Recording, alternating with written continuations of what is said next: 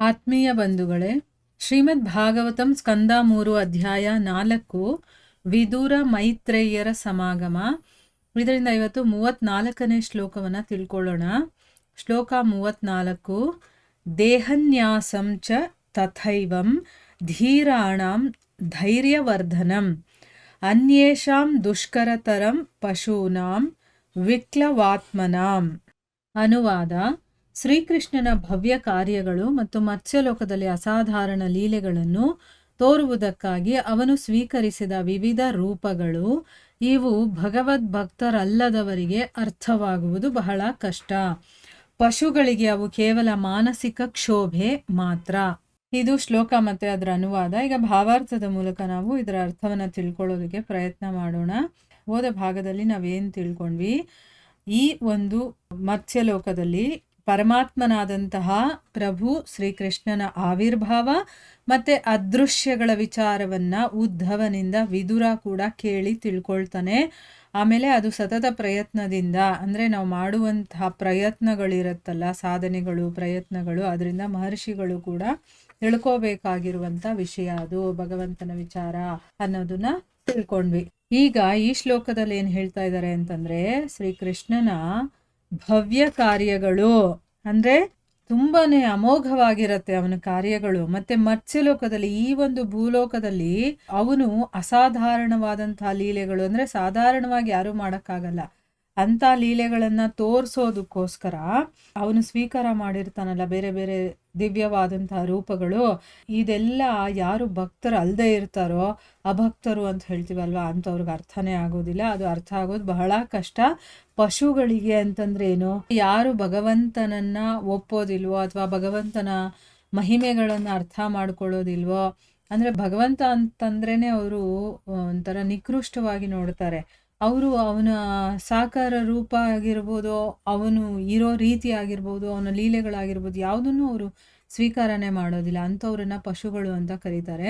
ಅದಕ್ಕೆ ಅಂಥ ಪಶುಗಳಿಗೆ ಅವು ಕೇವಲ ಮಾನಸಿಕ ಕ್ಷೋಭೆ ಮಾತ್ರ. ಅಂದರೆ ಏನು? ಅವ್ರಿಗೆ ಅರ್ಥ ಆಗಲ್ಲ, ಗೊಂದಲ ಅವ್ರಿಗೆ. ಹೇಗಿದು ನಡೀತಾ ಇದೆ, ಏನು, ಅವನೊಬ್ಬ ಸಾಮಾನ್ಯ ಮನುಷ್ಯ ಅಂತ ಅಂದ್ಕೊಂಡಿರ್ತಾರೆ. ಭಗವಂತ ಅಂತಂದರೆ ಅವ್ರು ಒಪ್ಪಲ್ವಲ್ಲ.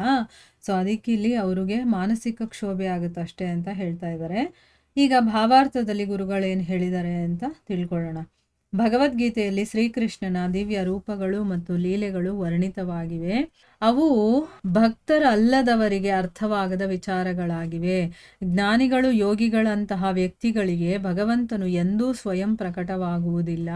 ತಮ್ಮ ಹೃದಯಾಂತರಾಳದಿಂದ ಶ್ರೀಕೃಷ್ಣನನ್ನು ದ್ವೇಷಿಸುವ ಅನ್ಯರು ಕೆಲವರಿದ್ದಾರೆ. ಅವರನ್ನು ಪಶುಗಳೆಂದು ವರ್ಗೀಕರಿಸಲಾಗಿದೆ.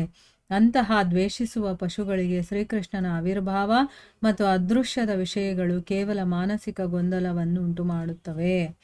ಅಂದರೆ ಇಲ್ಲಿ ಗುರುಗಳು ಹೇಳ್ತಾ ಇದ್ದಾರೆ, ಭಗವದ್ಗೀತೆಯಲ್ಲಿ ಕೃಷ್ಣನ ದಿವ್ಯ ರೂಪಗಳು ಯಾವ್ಯಾವುದು ಮತ್ತು ಲೀಲೆಗಳು ಏನೇನು ನಡೆದಿದೆ ಅದೆಲ್ಲ ವರ್ಣನೆ ಮಾಡಿದ್ದಾರೆ. ಅದು ಯಾರು ಭಕ್ತರು ಅಲ್ಲದೆ ಇರ್ತಾರೋ ಅಂಥವ್ರಿಗೆ ಅರ್ಥ ಆಗದ ವಿಚಾರ ಅದೆಲ್ಲನೂ.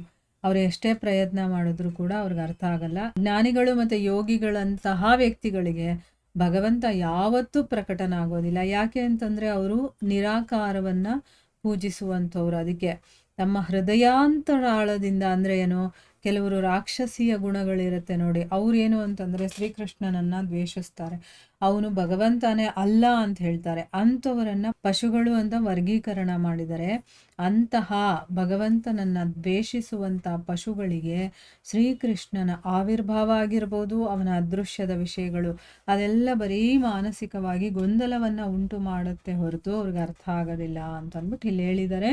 ಭಗವದ್ಗೀತೆಯಲ್ಲಿ ದೃಢಪಡಿಸಿದಂತೆ ಕೇವಲ ಭೌತಿಕ ಭೋಗಾಸಕ್ತರಾದ ದುಷ್ಟರು ಭಾರ ಹೊರುವ ಪಶುಗಳಂತೆ ಕಷ್ಟಪಡುವವರಾಗಿರುತ್ತಾರೆ.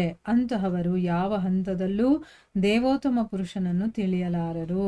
ಅವರಲ್ಲಿ ಇರುವ ಅಸುರಿಕ ಭಾವ ಅಥವಾ ಪರಮಪ್ರಭುವಿನ ವಿರುದ್ಧ ಸಿಡಿದೇಳುವ ಸತ್ವವೇ ಇದಕ್ಕೆ ಕಾರಣವಾಗಿದೆ. ಅಂದರೆ ಭಗವದ್ಗೀತೆಯಲ್ಲಿ 7ನೇ ಅಧ್ಯಾಯ 15ನೇ ಶ್ಲೋಕದಲ್ಲಿ ಭಗವಂತ ಹೇಳಿದ್ದಾನೆ. ಏನು ಹೇಳಿದ್ದಾನೆ? ನಮಾಂ ದುಷ್ಕೃತಿನೋ ಮೂಢ ಪ್ರಪದ್ಯಂತೆ ನರಾಧಮಃ ಅನ್ನುವಂಥ ಶ್ಲೋಕ ಇದೆಯಲ್ಲ, ಅದರಲ್ಲಿ ಹೇಳಿದ್ದಾನೆ, ಅತ್ಯಂತ ಮೂರ್ಖರು, ನರಾಧಮರು, ಮಾಯೆಯಿಂದ ಜ್ಞಾನ ನಷ್ಟರಾದವರು, ಅಸುರಿ ಸ್ವಭಾವ ಇರುವಂಥವ್ರು, ಈ ರೀತಿಯ ಜನರು, ಅವರನ್ನು ದುಷ್ಟರು ಅಂತಲೇ ಕರೆದಿದ್ದಾನವನು. ಅವರು ನನಗೆ ಶರಣಾಗತರಾಗೋದಿಲ್ಲ ಅಂತ ಹೇಳಿದಾನೆ. ಅಂದರೆ ಎಲ್ಲರೂ ಶರಣಾಗತರಾಗೋದಕ್ಕಾಗೋದಿಲ್ಲ. ಇಂಥ ಒಂದು ಕ್ವಾಲಿಟಿಗಳು ಯಾರಲ್ಲಿರುತ್ತೋ ಗುಣಗಳು, ಅವ್ರು ಯಾವತ್ತಿಗೂ ನನಗೆ ಶರಣಾಗತಿ ಆಗೋದಿಲ್ಲ ಅಂತ ಭಗವಂತ ಸ್ವಯಂ ಹೇಳಿದ್ದಾನೆ. ಸೊ ಇವರೆಲ್ಲರೂ ಕೂಡ ಹೇಗೆ ಅಂತಂದರೆ, ಭಾರ ಹೊರುವಂಥ ಪಶುಗಳು ರೀತಿ ಅವರು ಬರೀ ಕಷ್ಟಪಡ್ತಾ ಇರ್ತಾರೆ ಹೊರತು ಅವರು ಭಗವಂತನ ವಿಚಾರ ತಿಳಿಯೋದಕ್ಕೆ ಸಾಧ್ಯನೇ ಇಲ್ಲ. ಭೌತಿಕ ಭೋಗಾಸಕ್ತರಾಗಿರುವಂಥ ದುಷ್ಟರವರು, ಅಂಥವ್ರು ಯಾವ ಹಂತದಲ್ಲೂ ಕೂಡ ಭಗವಂತನನ್ನು ತಿಳ್ಕೊಳ್ಳೋದಕ್ಕೆ ಸಾಧ್ಯ ಇಲ್ಲ. ಅವರಲ್ಲಿರುವಂಥ ಒಂದು ಅಸುರಿ ಭಾವ ಇರುತ್ತಲ್ಲ, ಅಂದರೆ ಏನು, ಅಸುರರು ಏನು ಮಾಡ್ತಾರೆ, ಭಗವಂತನನ್ನು ದ್ವೇಷಿಸ್ತಾರೆ ಅಲ್ವಾ. ಅದಕ್ಕೆ ಭಗವಂತನ ವಿರುದ್ಧ ಸಿಡಿದೇಳುವಂತಹ ಸತ್ಯನೇ ಇದಕ್ಕೆ ಕಾರಣ. ಅಂದರೆ ಭಗವಂತನನ್ನು ಅವ್ರು ಅರ್ಥ ಮಾಡ್ಕೊಳ್ಳೋದಕ್ಕೆ ಯಾಕಾಗಲ್ಲ ಅಂತಂದರೆ, ಭಗವಂತನ ಬಗ್ಗೆನೇ ಅವರು ಕೆಟ್ಟದಾಗಿ ಯೋಚನೆ ಮಾಡ್ತಾರೆ, ಭಗವಂತನ ವಿರುದ್ಧ ಅವರು ಮಾತಾಡ್ತಾರೆ. ಅದಕ್ಕೋಸ್ಕರ ಮುಂದುವರೆದು ಇಲ್ಲಿ ಹೇಳ್ತಾರೆ, ಶ್ರೀಕೃಷ್ಣನು ಮರ್ತ್ಯಲೋಕದಲ್ಲಿ ತನ್ನ ಲೀಲೆಗಳಿಗಾಗಿ ದಿವ್ಯ ದೇಹದ ವಿಸ್ತರಣೆಗಳ ಅಭಿವ್ಯಕ್ತಿಯನ್ನು ತೋರಿದ್ದಾನೆ. ಅಂತಹ ದಿವ್ಯ ವಿಸ್ತರಣೆಗಳ ಆವಿರ್ಭಾವ ಮತ್ತು ಅದೃಶ್ಯಗಳು ಕ್ಲಿಷ್ಟ ವಿಷಯಗಳಾಗಿವೆ. ಶ್ರೀಕೃಷ್ಣನ ಆವಿರ್ಭಾವ ಮತ್ತು ಅದೃಶ್ಯದ ವಿಷಯಗಳನ್ನು ಭಕ್ತರಲ್ಲದವರು ಚರ್ಚಿಸಬಾರದೆಂದು ಸಲಹೆ ನೀಡಲಾಗಿದೆ. ಏಕೆಂದರೆ ಅವರು ಶ್ರೀಕೃಷ್ಣನ ಪಾದ ಕಮಲಗಳಲ್ಲಿ ಮತ್ತಷ್ಟು ಅಪರಾಧಗಳನ್ನು ಎಸಗದಿರಲಿ ಎಂದು. ಅಂದರೆ ಅರ್ಥ ಏನು, ಭಗವಂತ ಈ ಮರ್ತ್ಯಲೋಕದಲ್ಲಿ ತನ್ನ ಲೀಲೆಗಳಿಗೋಸ್ಕರ ಅಂತಾನೆ ತನ್ನ ದಿವ್ಯವಾದ ದೇಹವನ್ನ ವಿಸ್ತರಣೆ ಮಾಡ್ಕೊಳ್ತಾನೆ. ಈಗ ನಾವೇನಾದ್ರೂ ಲೀಲೆ ಮಾಡಬೇಕು ಅಂತಂದ್ರೆ, ನಮ್ದೇ ಆದಂತ ಇನ್ನೊಂದು ಡೂಪ್ಲಿಕೇಟ್ ಶರೀರ ಬೇಕು ಅಂತಂದ್ರೆ ನಮಗ್ ಮಾಡಕ್ಕಾಗತ್ತಾ? ಇಲ್ಲ. ಆದ್ರೆ ಭಗವಂತ ಹಾಗಲ್ಲ. ಅವನು ಒಂದಲ್ಲ, 1000 ಅಲ್ಲ, ಕೋಟಿ ಬೇಕಾದ್ರೂ ಅವನು ತನ್ನನ್ನು ತಾನು ಎಕ್ಸ್ಪ್ಯಾಂಡ್ ಮಾಡ್ಕೊಳ್ತಾನೆ. ಆಯ್ತಾ? ಅದನ್ನ ಹೇಳ್ತಾ ಇದ್ದಾರೆ ಇಲ್ಲಿ. ತನ್ನನ್ನು ತಾನು ವಿಸ್ತರಣೆ ಮಾಡಿಕೊಂಡು ಆ ಲೀಲೆಗಳನ್ನು ಮಾಡ್ತಾನೆ.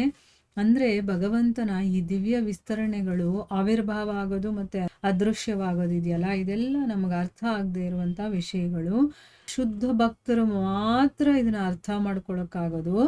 ಮತ್ತೆ ಇಂಥ ವಿಷಯಗಳನ್ನ ಶುದ್ಧ ಭಕ್ತರಾಗಿಲ್ದೇ ಇರೋರು ಇರ್ತಾರಲ್ಲ, ಅಂಥವರ ಮುಂದೆ ಕೂಡ ಚರ್ಚೆ ಮಾಡಬಾರ್ದು, ಅಥವಾ ಭಕ್ತರಲ್ಲದೆ ಇರೋರು ಈ ವಿಷಯಗಳನ್ನ ಚರ್ಚೆ ಮಾಡಬಾರ್ದು, ಅವ್ರ ಮುಂದೆ ಕೂಡ ಇದನ್ನ ಮಾಡಬಾರ್ದು ಅಂತ ಹೇಳಿದ್ದಾರೆ. ಯಾಕೆ ಅಂತಂದ್ರೆ, ಈ ರೀತಿ ಮಾಡೋದ್ರಿಂದ ಆ ಭಗವಂತನ ಪಾದಕಮಲಗಳಲ್ಲಿ ಇನ್ನಷ್ಟು ನಾವು ಅಪರಾಧ ಮಾಡೋ ರೀತಿ ಆಗ್ಬಿಡತ್ತೆ. ಯಾಕಂದ್ರೆ ಅವರು ಭಗವಂತನನ್ನೇ ಒಪ್ಕೊಳ್ಳಲ್ಲ ಅಂತಂದ್ಮೇಲೆ, ಭಕ್ತರಲ್ಲದೆ ಇರುವಂಥವ್ರು ಅವರು ಮುಂದೆ ನಾವು ಭಗವಂತನ ವಿಚಾರ ಮಾಡಿದಾಗ ಅದನ್ನು ತಾತ್ಸಾರವಾಗಿ ನೋಡ್ತಾರೆ, ನೆಗ್ಲೆಕ್ಟ್ ಮಾಡ್ತಾರೆ, ಮತ್ತೇನಾದರೂ ಕೆಟ್ಟದಾಗಿ ಯೋಚನೆ ಮಾಡ್ತಾರೆ. ಅದರಿಂದ ಎಲ್ಲ ಪಾಪಗಳೇ ಬರುತ್ತಲ್ವ. ಅದಕ್ಕೆ ಅಪರಾಧ ಆಗ್ಬಿಡುತ್ತದು ಭಗವಂತನ ವಿಷಯದಲ್ಲಿ.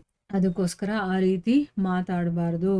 ಶ್ರೀಕೃಷ್ಣನ ದಿವ್ಯ ಆವಿರ್ಭಾವ ಮತ್ತು ಅಂತರ್ಧಾನವನ್ನು ಅಸುರಿ ಸತ್ವದೊಡನೆ ಹೆಚ್ಚು ಹೆಚ್ಚು ಚರ್ಚಿಸಿದಂತೆಲ್ಲ ಅಂತಹವರು ಹೆಚ್ಚು ಹೆಚ್ಚಾಗಿ ಭಗವದ್ಗೀತೆಯಲ್ಲಿ ಹೇಳಿದಂತೆ ನರಕದ ಕಾರ್ಗತ್ತಲೆಯ ಭಾಗವನ್ನು ಸೇರುತ್ತಾರೆ. ಶ್ರೀಕೃಷ್ಣನ ದಿವ್ಯ ಪ್ರೇಮ ಸೇವೆಗೆ ವಿರುದ್ಧವಾದವನು ಬಹುಮಟ್ಟಿಗೆ ಪಶುವೆ, ಹೀಗೆಂದು ಶ್ರೀಮದ್ ಭಾಗವತದ ಈ ಶ್ಲೋಕದಲ್ಲಿ ದೃಢಪಡಿಸಲಾಗಿದೆ. ಅಂದರೆ ಈಗ ಯಾರು ಅಭಕ್ತರಾಗಿರ್ತಾರೋ, ಭಗವಂತ ಅನ್ನೋದನ್ನ ಒಪ್ಕೊಳ್ಳೋದಿಲ್ವೋ, ಅಂಥವ್ರ ಮುಂದೆ ನಾವು ಈ ರೀತಿಯ ಚರ್ಚೆಗಳನ್ನು ಮಾಡಿದ್ರೆ, ಅಂದರೆ ಅಸುರಿ ತತ್ವ ಅಂತಾನೆ ಅವ್ರಿಗೆ ಹೇಳ್ತಾರೆ. ಈಗ ಭಗವಂತ ಈ ರೀತಿ ಆವಿರ್ಭಾವ ಆಗ್ತಾನೆ, ಈ ರೀತಿ ಅವನ ಅಂತರ್ಧಾನನಾಗ್ತಾನೆ ಅಂತ ಅವ್ರ ಮುಂದೆ ಚರ್ಚೆ ಮಾಡಿದಾಗ ಅವರು ಅದನ್ನು ಅರ್ಥ ಮಾಡ್ಕೊಳ್ಳೋದಿಲ್ಲ. ಅದ್ರ ಬದಲು ಅವರು ಅದಕ್ಕೆ ವಿರುದ್ಧವಾಗಿ ಏನಾದರೂ ಮಾತಾಡ್ತಾರೆ. ಇದರ ಬಗ್ಗೆ ಭಗವಂತ ಭಗವದ್ಗೀತೆಯಲ್ಲಿ 16ನೇ ಅಧ್ಯಾಯದ 20ನೇ ಶ್ಲೋಕದಲ್ಲಿ ಹೇಳ್ತಾನೆ. ಏನು ಆ ಶ್ಲೋಕ ಅಂದರೆ, ಆಸುರಿಂ ಯೋನಿ ಮಾಪನ್ನ ಮೂಢಾ ಜನ್ಮನಿ ಜನ್ಮನಿ ಅಂತ ಒಂದು ಶ್ಲೋಕ ಇದೆ. ಆ ಶ್ಲೋಕದಲ್ಲಿ ಹೇಳ್ತಾನೆ, ಅರ್ಜುನ, ಅಸುರಿ ಜೀವ ವರ್ಗಗಳಲ್ಲಿ ಮತ್ತೆ ಮತ್ತೆ ಹುಟ್ಟುವಂಥ ಇಂಥ ಜನರು ಯಾವತ್ತೂ ನನ್ನ ಹತ್ರ ಬರೋದಿಲ್ಲ. ಕ್ರಮೇಣ ಅವರು ಅಧಮಗತಿಗೆ ಇಳಿತಾರೆ. ನೋಡಿ, ನಾವು ಜೀವನದಲ್ಲಿ ಯಾವಾಗಲೂ ಮುಂದಕ್ಕೆ ಹೋಗಬೇಕು. ಅದು ಆಧ್ಯಾತ್ಮಿಕ ಆಗಿದ್ರೂ ಕೂಡ ನಾವು ಆಧ್ಯಾತ್ಮಿಕದಲ್ಲಿ ಎಲ್ಲಿದ್ದೀವೋ ಅಲ್ಲೇ ಇರಬಾರ್ದು. ಅಲ್ಲಿಂದ ನಾವು ಸ್ವಲ್ಪ ಸ್ವಲ್ಪ ಮುಂದಕ್ಕೆ ಹೋಗ್ತಾ ಇರಬೇಕಲ್ವಾ. ಅದಕ್ಕೆ ಈಗ ಅಸುರಿ ಪ್ರವೃತ್ತಿ ಇರೋರು ಏನು ಮಾಡ್ತಾರೆ ಅಂದರೆ, ಭಗವಂತನನ್ನ ದ್ವೇಷನೇ ಮಾಡ್ತಾ ಇರ್ತಾರೆ. ಅವ್ರು ಯಾವಾಗಲೂ ದ್ವೇಷಿಸ್ತಾರಲ್ವಾ. ಸೊ ಅದಕ್ಕೆ ಏನಾಗುತ್ತೆ, ಮತ್ತೆ ಮತ್ತೆ ಅವರು ಎಷ್ಟೋ ಜನ್ಮ ತಗೊಂಡು ಬಂದರೂ ಕೂಡ ಅವರು ಉದ್ಧಾರ ಅಂತೂ ಆಗೋದಿಲ್ಲ ಅನ್ನೋದನ್ನ ಇಲ್ಲಿ ಹೇಳ್ತಾ ಇದ್ದಾನೆ. ಅಂದರೆ ಅವರು ನರಕದ ಕಾರ್ಗತ್ತಲೆಯ ಭಾಗವನ್ನು ಸೇರ್ತಾರೆ. ಶ್ರೀಕೃಷ್ಣನ ದಿವ್ಯ ಪ್ರೀತಿ ಇದೆಯಲ್ಲ, ಅದರ ಸೇವೆಗೆ ವಿರುದ್ಧವಾಗಿರುವಂಥದ್ದು ಬಹುಮಟ್ಟಿಗೆ ಪಶುನೇ. ಅಂದರೆ ಪಶುಗಳಿಗೆ ಬುದ್ಧಿ ಇರೋದಿಲ್ಲ, ಯೋಚನೆ ಮಾಡೋ ಶಕ್ತಿ ಇರೋದಿಲ್ಲ. ಆ ರೀತಿ ಯಾರು ಭಗವಂತನನ್ನ ಸೇವಿಸೋದಿಲ್ವೋ, ಭಗವಂತನ ಸೇವೆ ಮಾಡಲ್ವೋ, ಅವನು ಒಪ್ಕೊಳ್ಳೋದಿಲ್ವೋ, ಅವರೆಲ್ಲ ಪಶುಗಳಿಗೆ ಸಮಾನ ಅಂತ ಹೇಳಿದ್ದಾರೆ. ಇದನ್ನ ಶ್ರೀಮದ್ ಭಾಗವತದ ಈ ಶ್ಲೋಕದಲ್ಲಿ ಅದನ್ನೇ ಹೇಳ್ತಾ ಇರೋದು. ಏನು ಅಂತಂದ್ರೆ, ಯಾರು ಭಗವಂತನ ಈ ವಿಚಾರಗಳನ್ನ ಅರ್ಥ ಮಾಡ್ಕೊಳ್ಳೋದಿಲ್ವೋ, ಅಂದ್ರೆ ಯಾರು ಅಭಕ್ತರಾಗಿರ್ತಾರೋ, ಯಾರು ಅಸುರಿ ಸ್ವಭಾವದವರಾಗಿರ್ತಾರೋ ಅವ್ರು ಅರ್ಥ ಮಾಡ್ಕೊಳ್ಳೋದಕ್ಕಾಗಲ್ಲ. ಅವರೆಲ್ಲ ಪಶುಗಳ ಹಾಗೇನೆ, ಅವರಿಗೆ ಬರೀ ಮಾನಸಿಕ ಕ್ಷೋಭೆ ಉಂಟಾಗುತ್ತೆ ಹೊರತು ಇದರಿಂದ ಏನೂ ಅವ್ರಿಗೆ ಅರ್ಥನೂ ಆಗಲ್ಲ. ಅವ್ರ ಮುಂದೆ ಏನಾದರೂ ಈ ಭಗವಂತನ ಚರ್ಚೆಗಳನ್ನು ಮಾಡಿದಾಗ ಅವರು ಇಲ್ಲ ಸಲ್ಲದ್ದೆಲ್ಲ ಮಾತಾಡ್ತಾರೆ ನೋಡಿ. ಅದರಿಂದ ಏನಾಗುತ್ತೆ, ಅವ್ರು ಇನ್ನೂ ನರಕಕ್ಕೆ ಹೋಗ್ತಾರೆ ಹೊರತು ಅವರು ತಮ್ಮ ಜೀವನದಲ್ಲಿ ಉನ್ನತ ಮಟ್ಟಕ್ಕೆ ಹೋಗೋದಕ್ಕೆ ಸಾಧ್ಯನೇ ಇಲ್ಲ. ಅದ್ರ ಬದಲಾಗಿ ಅವರು ಇನ್ನೂ ಅಧಮಕ್ಕೆ ಇಳಿತಾರೆ, ಅಂದರೆ ನರಕ ಲೋಕಗಳಿಗೆ ಹೋಗ್ತಾರೆ ಅನ್ನೋದು ಇದರ ಅರ್ಥ. ಇಲ್ಲಿಗೆ ನಾವು ನಿಲ್ಲಿಸೋಣ. ಹರೇ ಕೃಷ್ಣ.